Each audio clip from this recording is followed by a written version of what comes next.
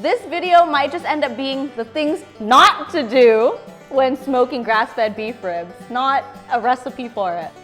I'm Emily C. Bunrung, and today we're gonna be smoking some beef ribs. Last year we purchased a half cow from 5 Bar Beef that's grass-fed. I'm also going to be trying to smoke some beef short ribs. Because I have a Camp Chef pellet smoker, I have a lot of real estate, so I just thought why not try doing some beef short ribs, because I think me and Cody are gonna eat all of this, just this one rack in a day, in one meal. I love barbecue. I just love the smoky flavor and just meat off the bone. That's like my favorite thing. Nice big beef ribs right there. So these are the short ribs. And I was doing a little bit of research on the internet for recipes for short ribs, and there aren't a lot, and not many restaurants do smoked short ribs either, because it usually goes by weight. It's a lot of bone, and it's not a lot of bang for your buck for the restaurant either. It's like equal to what they make.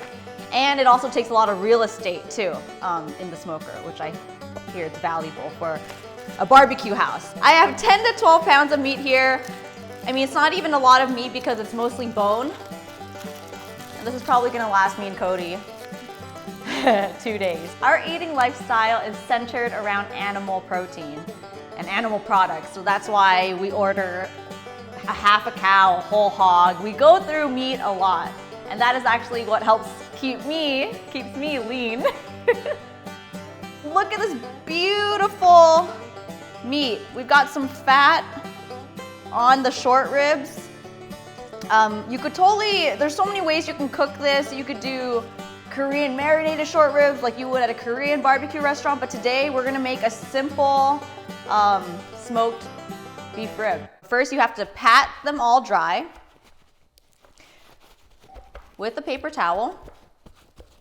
I haven't smoked short ribs before. I usually braise it in a Dutch oven with some red wine and we eat it like a stew. But today it's going to be my first time smoking it, so I'm really excited. Many recipes, you'll see them remove the silver lining that's on the back of the beef ribs, but I don't mind eating it. I'm a little lazy to take it off, so we're just gonna leave it on. Now we're gonna deliberately coat the ribs with salt.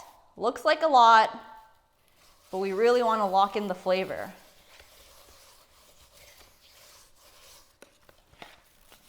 Get the other side too. But the cool thing when you order half a cow is you get a lot of short ribs. It's snowing here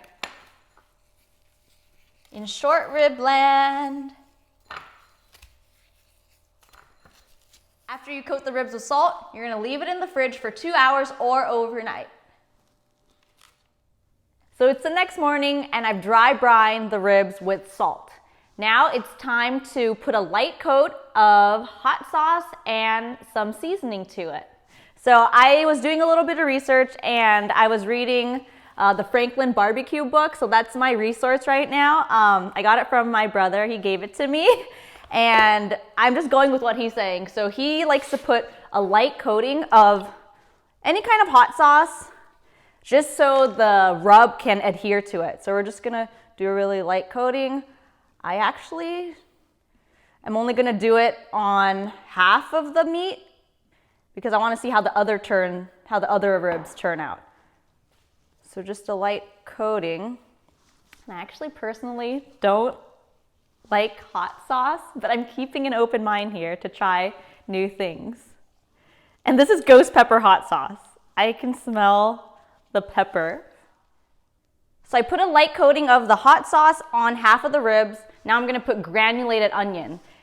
In the Franklin barbecue book, they prefer granulated onion or granulated garlic, not powder, because you want the granules, I'm not sure what size, but you want the granules to be kind of big so the smoke can adhere to it. So if you season it from up high, then it will spread evenly. Granulated garlic and granulated onion powder. What I also read in the Franklin barbecue book is to not have any rub with sugar, because sugar tends to get bitter and burn when it's exposed to long periods of high heat. So no sugar for my ribs. Okay, smells good. We're gonna pop it in the smoker. Let's head outside. Pellet.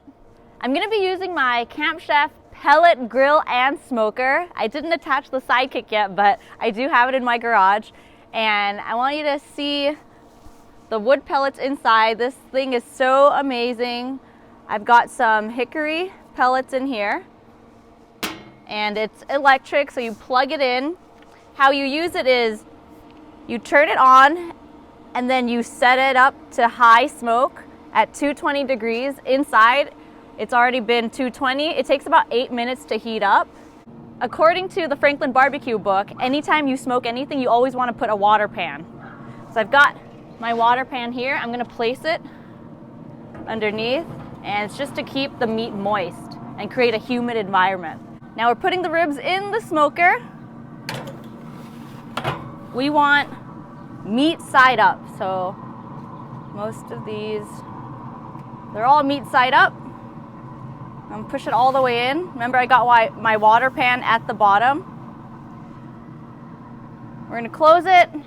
I'm gonna check in on it in about 5 hours and we'll take a look at it. We want it to be really tender and almost falling apart, falling right off the bone.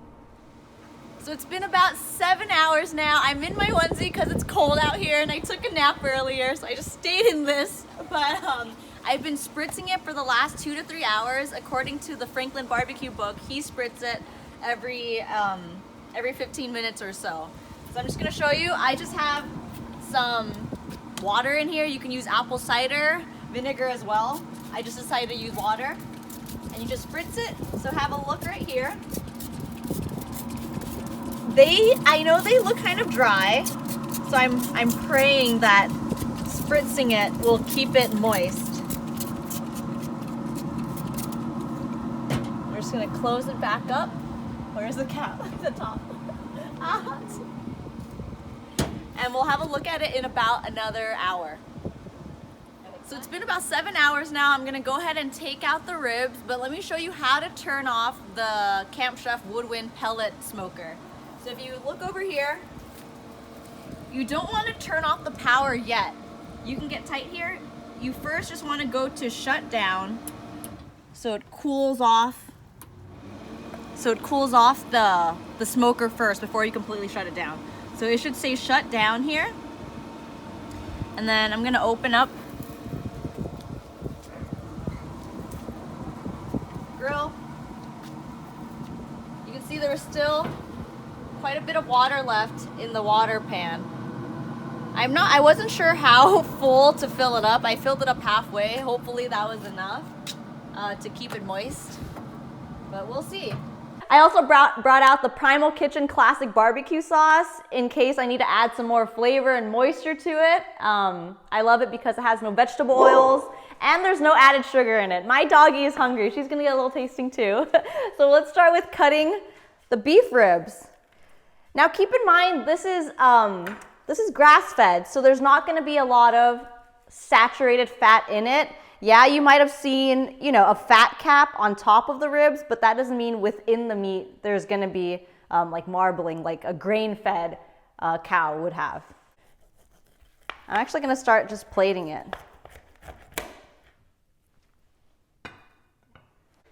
It looks beautiful. It really does. And remember, half of them I put hot sauce on with the seasoning, and the other half I just put the seasoning on. So I'm sure, I can't tell from looking at it which one I did, but when we taste it, we'll be able to tell which one had the ghost pepper hot sauce. Okay, so I'm gonna taste the beef back rib first without the sauce, just plain old rib.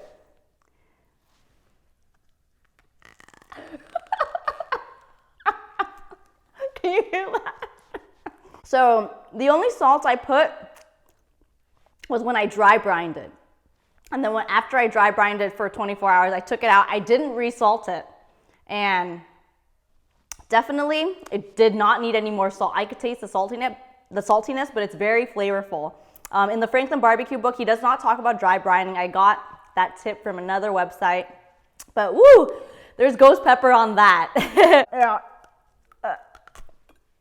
That's a tough one. There. Now, I'm gonna try the beef short ribs. And there's a way to revive this. There's a way to revive this because I messed up on my grass-fed brisket that I made. I revived it by putting it in broth and water, and I slow cooked it for like 8 hours, and then it was able to get tender and shred. So let's try this one. Damn, mother was right. Wow, I can't even bite through it. As I continue to eat this, it's getting saltier and saltier. So I may not have wanted to, I wouldn't dry brine it for 24 hours, maybe just 2 hours at the max. Yeah, it is a little salty. I think when I first had it taste, it was, oh, this is pretty good. But then after a while, it feels a little excessive. Yeah, I mean, I coated everything. It was a lot. Yeah. It was a lot. So there you have it. This video might just end up being the things not to do when smoking grass-fed beef ribs, not a recipe for it. 3 things not to do is to dry brine it for 24 hours. Don't do. 2 hours is good. Number 2, don't smoke grass-fed beef ribs or short ribs. Number 3, I don't know. we don't know number 3. Beef ribs, fail. I tried something and now I know that it didn't work. I wouldn't have known if I never tried it. So I hope you guys enjoy this video. If you guys have any questions or comments or tips and tricks, let me know, and I want to hear from you. I'll see you guys later.